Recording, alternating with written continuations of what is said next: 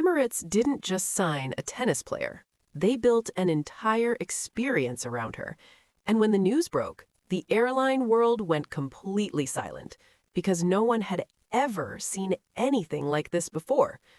A 20-year-old girl from the Philippines, a wild card nobody had heard of outside of Southeast Asia, and one of the most powerful airlines on the planet, with a reputation built on decades of untouchable luxury, deciding that she was the face of their next chapter. The internet didn't just react, it erupted. Within 72 hours of the story going viral, every seat connected to her name was gone. Travel bloggers couldn't explain it, aviation insiders were stunned, and fans from Manila to Madrid were asking the same question. How does a 20-year-old from Quezon City end up with her own first-class experience on the world's most luxurious airline? Stay with this till the end, because what you're about to hear is bigger than a sponsorship deal. It's the story of a girl who changed the way the world sees tennis, the Philippines, and what it means to fly. To understand why Emirates' announcement shook the entire sports and aviation world, you first have to understand who Alex Eala actually is, not the version that went viral, the real one. Alexandra Maniego Eala was born on May 23, 2005 in Quezon City, Philippines. Her mother, Riza, was a competitive swimmer who represented the Philippines at the 1985 Southeast Asian Games. Her father, Michael, was a business executive. Tennis wasn't the family tradition, but talent was. And from the time Alex picked up a racket at 8 years old, it was clear she wasn't just another junior player. She signed her first endorsement deal at 8 years old, becoming an ambassador for Filipino telecommunications company Globe. That's not a child prodigy story. That's a generational talent story. At 14, she left home.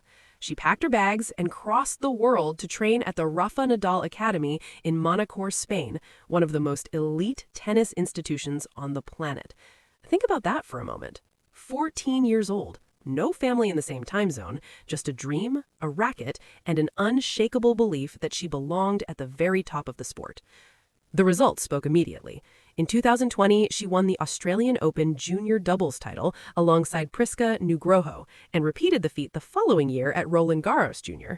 Then, in 2022, she did something no Filipino had ever done before. She walked onto the courts of the US Open, the most famous tennis tournament in the world, and she won the junior singles title, the first Filipino in history to do it. But junior glory is one thing. The professional tour is something else entirely. It's brutal. It's relentless. Players who dominate junior tennis often disappear on the main stage. The rankings don't care about your story. They only care about results. And for a few years, Eala was grinding, ranked outside the top 100, playing smaller tournaments, waiting for her moment. She started 2025 ranked number 143 in the world. 143. By the end of the year, she would change everything. But here's what you need to remember as the story unfolds. The rise of Alex Eala wasn't just about tennis. It was about what happens when a young woman from a country the tennis world had largely ignored suddenly becomes impossible to look away from. It was about national identity, regional pride, and one airline that recognized, before anyone else, that this girl wasn't just a player, she was a movement.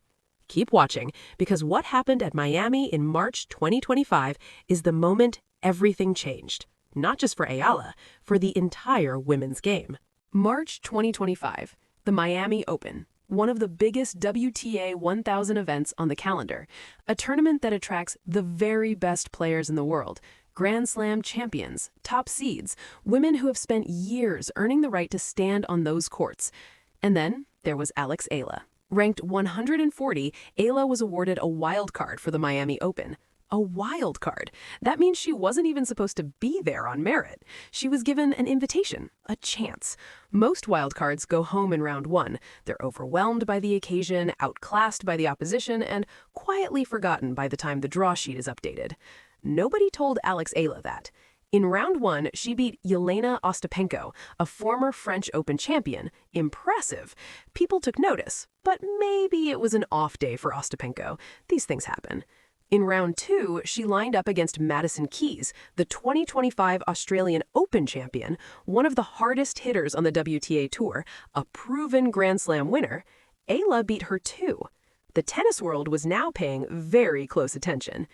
And then came the match that would define her career and launch the conversation that eventually led to everything we're talking about in this video. Round 3. Eala defeated world number 2 Iga Świątek before losing to Jessica Pegula in the semifinals. She had beaten the second-best player in the world as a wild card, ranked 140th in straight sets. Eala became the first wildcard in history to defeat 3 major champions in straight sets at a single WTA event. Read that again. The first in history at any event, ever. The reaction in the Philippines was unlike anything the country had seen for a tennis player. Commentators likened her influence to boxer Manny Pacquiao. Sports journalist Diane Castillo observed that fans already treated her as if she had won a Grand Slam. Filipino communities across the globe, in Dubai, in London, and New York, were watching on their phones at 3 in the morning just to see her play. In just 2 weeks, her ranking soared from number 140 to number 75, marking her entry into the WTA Top 100 for the first time. And that's when the brands started watching. Because in the modern sports world, it's not just about trophies. It's about stories. It's about emotion.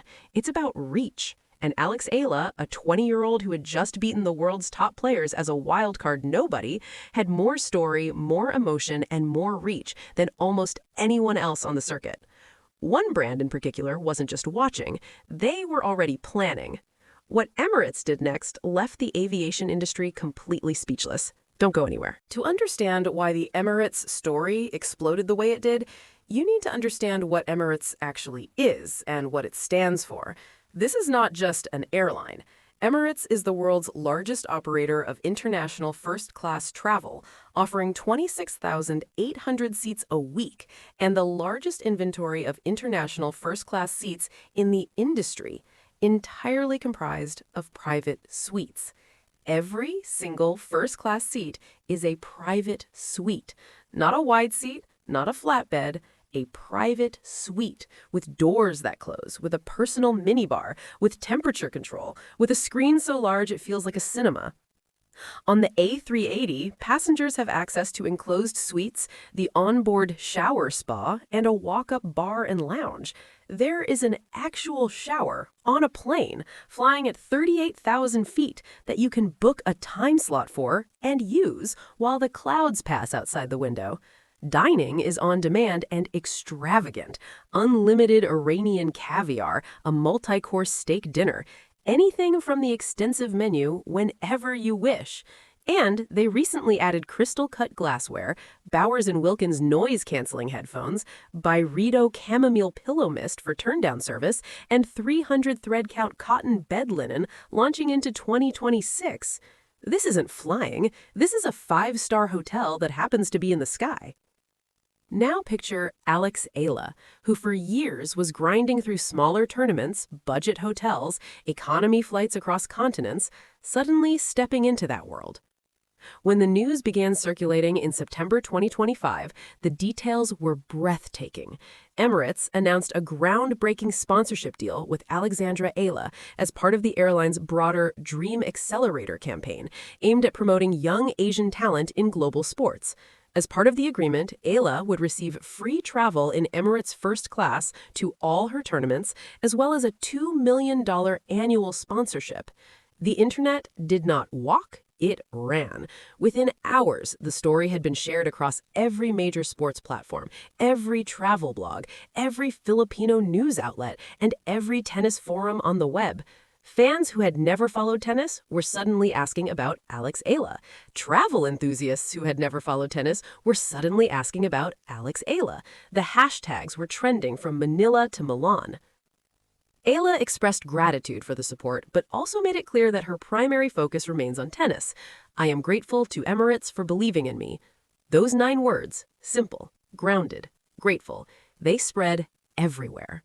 And then came the part that truly left the aviation world speechless, the announcement that the Emirates first-class routes most associated with her travel schedule were fully booked 18 months in advance.